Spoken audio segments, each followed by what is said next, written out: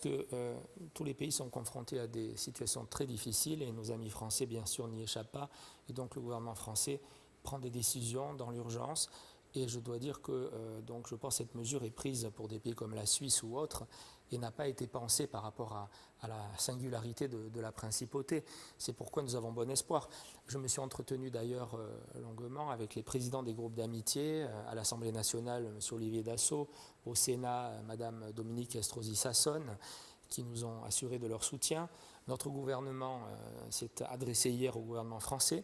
Et donc, moi, je crois qu'il faut avoir bon espoir que le bon sens l'emporte, que nos amis des Alpes-Maritimes notamment puissent toujours librement venir en principauté et que les Monégasques, les résidents de la principauté, puissent librement se rendre aussi dans les Alpes-Maritimes. D'ailleurs, nos deux pays ont prévu cela.